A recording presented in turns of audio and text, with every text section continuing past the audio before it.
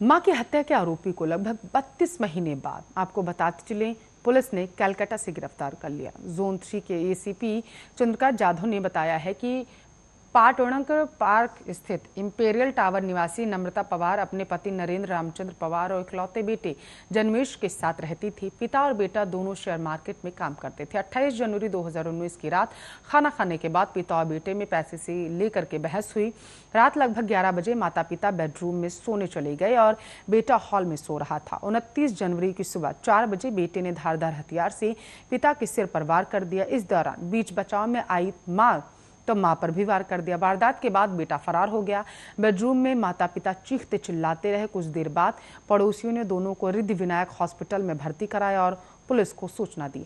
हालात नाजुक होने के चलते दोनों को मुंबई स्थित केईएम अस्पताल भेजा गया। 2 दिन बाद उपचार के दौरान मां की मौत हो गई। तब से बेटा फरार चल रहा है। फिलहाल आरोपी को गिरफ्तार कर जेल भेज दिया गया।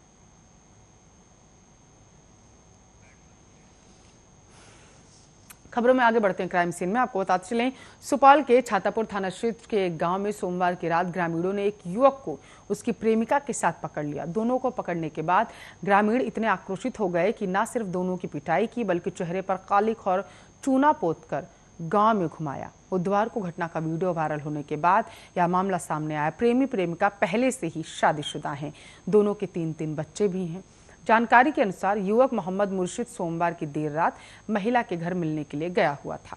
आसपास के लोगों को इसकी भनक लग गई। लोगों ने दोनों को पकड़ लिया। लोगों का कहना था कि महिला का पति बाहर मजदूरी करता है। ग्रामीणों को अवैध संबंध की जानकारी थी, लेकिन वे लोग रंगे हाथ पकड़ना चाहते थे। दोनों को पकड़ने के बाद पहले तो पिटाई की, फिर कालिख और चूना लगाकर गांव में घुमाया। दोनों भविष्य में एक दूसरे से इस तरह संपर्क में नहीं आने की कसम खाते रहे, लेकिन लोग उनकी सुनने के लिए तैयार नहीं थे। पुलिस सूचना पाकर पहुंची भी, लेकिन भीड़ के सामने मूक दर्शक बनी रही और वापस लौट आई।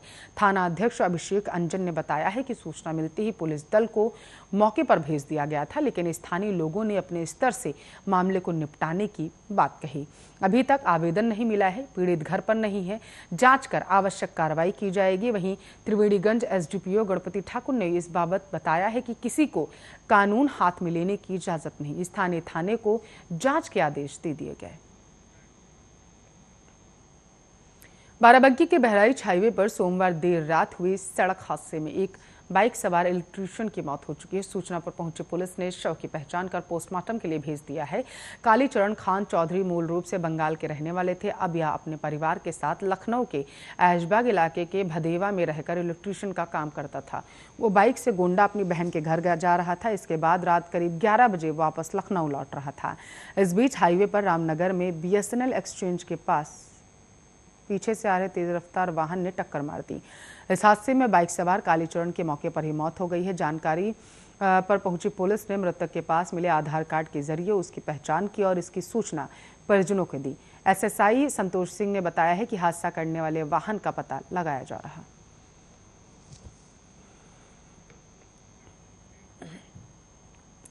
तो वहीं दूसरी तरफ बिहार में पंचायत चुनाव की घोषणा के बाद अपराध की घटनाएं भी अब लगातार बढ़ती जा रही हैं। शिवहर के तरियानी थाना क्षेत्र में पंचायत चुनाव में मुखिया पद की प्रत्याशी के बेटे को अपराधियों ने गोली मारकर हत्या कर दी।